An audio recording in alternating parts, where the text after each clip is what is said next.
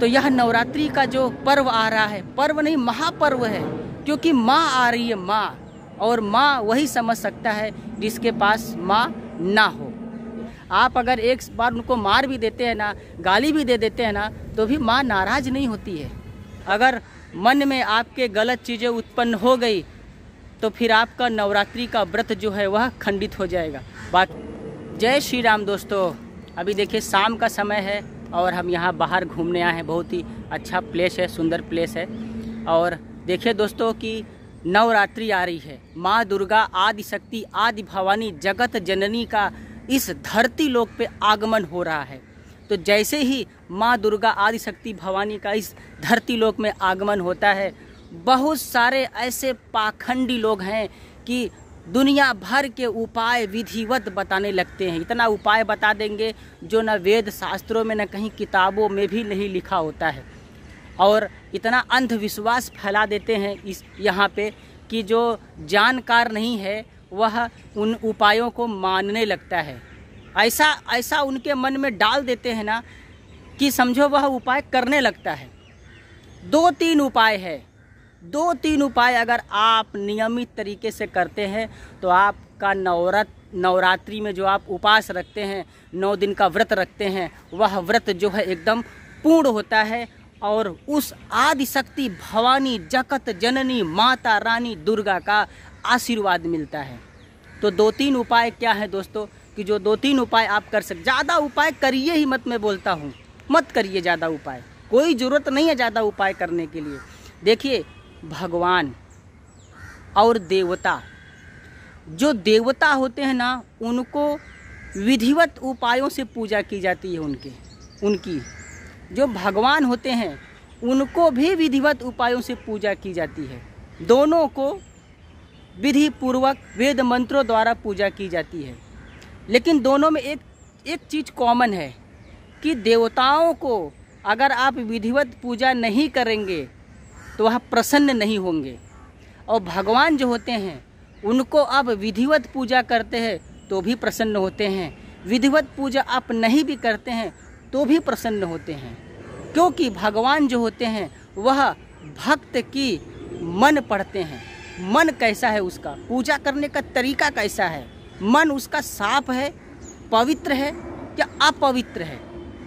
अगर मन एकदम पवित्र स्वच्छ एकदम निर्मल है तो आप सिर्फ प्रभु के सामने सिर्फ 2 हाथ जोड़ के खड़े हो जाइए तो वह भगवान जो है प्रसन्न होते हैं और आशीर्वाद देते हैं। तो इस दुर्गा नवरात्रि जो कई नामों से लोग जानते हैं, तो यह नवरात्रि का जो पर्व आ रहा है, पर्व नहीं महापर्व है, क्योंकि माँ आ रही है, माँ।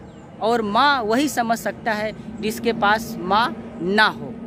तो माँ का आगमन हो रहा है, तो ऐसे समय पे हम ऐसा क्या करें, क्या ऐसा ना करें जिससे माँ प्रसन्न हो और नाराज़ भी ना हो। बहुत लोग बोलते हैं ये उपाय नहीं किए तो माँ नाराज़ हो जाती है। ऐसे कैसे नाराज़ हो जाएंगी? क्या वो अपने बच्चों से नाराज़ हो जाती हैं? उनको मालूम नहीं कि हमारे बच्चे हैं। तो हमेशा 1-2-3 बात हमेशा याद रखिए कि माँ है, माँ कभी भी नाराज़ होती ही नहीं है। आप उनको कुछ भी बोल दीजिए, कैसा भी बोल दीजिए, आप अगर एक बार उनको मार भी देते हैं ना, गाली भी दे देते हैं ना, तो भी माँ नाराज़ नहीं होती है। वह छोटे बालक बच्चे समझ के माफ़ कर देती है, जाओ छोड़ो, माफ़ किया। तो दोस्तों इस नवरात्रि पावन पर्व पर ऐसा क्या उपाय किया जाए कि माँ जो है वह मुझे आशीर्वाद दें। प्रसन्न की बात छोड़िए, मैं प्रसन्नता की बात नहीं करता हूँ। माँ का आशीर्वाद मिलना बहुत ही इम्पॉर्टेंट है, बहुत ही ज़रूरी है। यदि माँ ने आशीर्वाद दे दिया तो बहुत ही ज़रूरी है। तो बस इसी नवरात्रि में बहुत छोटे और बहुत ही इम्पॉर्टेंट उपाय होते हैं माँ का आशीर्वाद लेने के लिए। प्रसन्नता कोई दिक्कत नहीं, माँ प्रसन्न हो चाहे ना प्रसन्न हो, आशीर्वाद बहुत ही इम्पॉर्टेंट होता है। तो देखिए सबसे पहला उपाय है कि इस नवरात्रि के पावन पर्व पर आप अपने मन को पहले स्वच्छ कर लीजिए। सबसे पहले जिस प्रकार आप अपने इस 5 तत्वों से बने शरीर को स्वच्छ करते हैं, उसी प्रकार सबसे पहले आप अपने मन को स्वच्छ कर लीजिए। एकदम मन को पवित्र कर डालिए। कहीं भी मन आपका भटकता है, गलत जगहों पे जाता है, गलत विचार लाता है, तुरंत उसको आदेश दे दिए, नहीं नवरात्रि चल रहा है, माँ के चरणों में ही ध्यान लगा, वापस आ और मामा करिए, जय माता दी करिए, ओम श्री दुर्गाय नमः, माँ दुर्गा जो आप बोल सकते हैं। जैसा भी आपको आता है, अच्छा जिस प्रकार से आपको आता है वैसा आप बोलना चालू कर दीजिए। मन जो है एकदम शांत हो जाएगा और माँ के चरणों में ध्यान लगाएगा। पहला उपाय हो गया। दूसरा उपाय क्या कीजिए कि जैसे ही नवरात्रि स्टार्ट होती है, नॉर्मल चीज़ें सबको पता है, घट स्थापना करना है, पूजा करना है, माँ की मूर्ति लाना है, माँ की मूर्ति के सामने पूजा करना है, किताब पढ़ना है, मंत्र पढ़ना है, जो भी आपको जितना भी आता है उतना आप सब कुछ करते जाइए, कोई दिक्कत नहीं है। जैसा भी आपको आता है घट स्थापना कर दीजिए। लोग बोलते हैं कि तांबा होना चाहिए, नहीं है तांबा, मिट्टी का घड़ा लाइए और उसमें पानी भर दीजिए, 2-3 चीज़ उसमें डाल दीजिए। ज़्यादा बहुत सारा ये घट स्थापना में भी बहुत सारे लोग बता देते हैं अलाना फलाना ये वो, अरे उतना होता भी नहीं है फिर भी बता देते हैं। एक कलश लीजिए, मिट्टी का लीजिए, तांबा है, जो भी है आपके पास, जैसा आपकी सामर्थ्य है वैसा लीजिए। उसमें आप जल भर लीजिए। गंगा जल तो यहाँ मुंबई में मिलता नहीं जल्दी है, जल ही भर लीजिए। जल भरने के बाद उसमें आप क्या कीजिए, उसमें सुपारी डाल दीजिए, उसमें 1 रुपया सिक्का डाल दीजिए, उसमें थोड़ा से चावल जिसको अक्षत बोलते हैं वो चावल डाल दीजिए, और उसमें हल्दी डाल दीजिए, चंदन डाल दीजिए, सिंदूर डाल दीजिए, और उसके बाद फिर उसके ऊपर जो नारियल है उसमें मौली लपेट के उस कलश के ऊपर चुनरी लपेट के उस कलश के ऊपर स्थापित कर दीजिए। वहाँ पे साक्षात माँ का आगमन हो चुका है। उसके बाद उस कलश की नित्य प्रतिदिन पूजा कीजिए, आरती कीजिए, और अगर मूर्ति है तो मूर्ति भी घर में स्थापित कर दीजिए। उसके बाद फिर आपको सबसे मेन इम्पॉर्टेंट है दुर्गा सप्तशती का पाठ करना। दुर्गा सप्तशती का पाठ आपको प्रतिदिन 9 दिन में पूरी पुस्तक को आपको पढ़ना है। हमने ये भी देखा है, लोग बोलते हैं आज पहला अध्याय, दूसरा अध्याय, तीसरा अध्याय, ये करना बहुत इंपॉर्टेंट है। अरे छोड़ो, हमारे सामने बुलाओ तो हम बात करें उनसे। कहीं भी दुर्गा सप्तशती में यह नहीं लिखा है कि आज के दिन पहला, दूसरा, तीसरा करना चाहिए, दूसरे दिन चौथा, पाँचवा, छठवां करना चाहिए, 7वां, 8वां, 9वां करना चाहिए। ऐसा कहीं भी किताब में, पुस्तक में कहीं भी लिखा ही नहीं है। तो आप दुर्गा सप्तशती की पुस्तक लाइए और उसके बाद जितना आपका सामर्थ्य है, आधे घंटे, 1 घंटे, 2 घंटे उसको पढ़िए, 1 अध्याय। तो हाँ, लेकिन इतना जरूर कीजिए कि आप अगर एक पाठ पढ़ रहे हैं तो उसको पूरा कंप्लीट कर दीजिए। ऐसा नहीं आधा पढ़ के छोड़ दीजिए। एक पाठ पढ़ रहे हैं तो कंप्लीट कीजिए, 2 पढ़िए, 3 पढ़िए, ऐसे करते करते आप जो भी पाठ करते हैं उसको आप कंप्लीट कर दीजिए बस।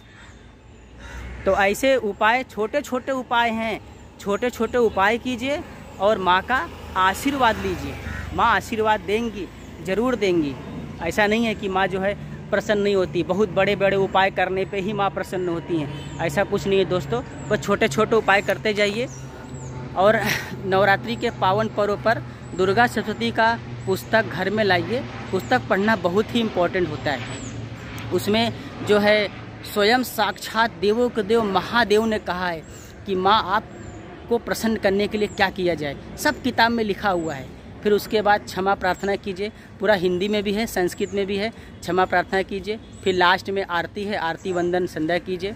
तो ऐसे आप करके नवरात्रि का पावन पर्व जो है वह मना सकते हैं और माँ का आशीर्वाद आप ले सकते हैं। और माँ जरूर प्रसन्न होती है। वो इस भ्रम में आप मत रहिए कि हम इतना उपाय करेंगे, ये उपाय करेंगे तो ऐसा होगा वैसा होगा, ऐसा कुछ दिक्कत नहीं है। जितना सामर्थ्य, जैसी सामर्थ्य आपके अंदर में है उतना ही आपको वैसा उपाय आपको कर देना है। ज़्यादा उसमें कुछ दिक्कत नहीं है कि पीतल ही होना चाहिए, तांबा ही होना चाहिए, देसी घी ही होना चाहिए, या ये नहीं है तो मेरा व्रत पूरा नहीं होगा, ऐसा नहीं है। जो आपके घर में तेल है, सरसों का तेल है या रिफाइंड का तेल है, जो भी है उससे भी दिया आप लगा सकते हैं और माँ की पूजा कर सकते हैं। इतना हमेशा याद रखिए। सबसे इम्पोर्टेंट, एकदम बहुत ही इम्पोर्टेंट वाली बात है मन। मन को एकदम ही पवित्र और स्वच्छ रखिएगा। मन में, आपके मन में कभी भी गलत चीज़ें उत्पन्न नहीं होनी चाहिए। अगर मन में आपके गलत चीज़ें उत्पन्न हो गई तो फिर आपका नवरात्रि का व्रत जो है वह खंडित हो जाएगा। बाकी ज़्यादा उपायों के चक्कर में ध्यान मत दीजिए। ये पाखंडी लोग, बाबाओं लोग आपको बहुत सारा उपाय बताएंगे, ऐसा होता नहीं है। चलिए दोस्तों, जय माता दी।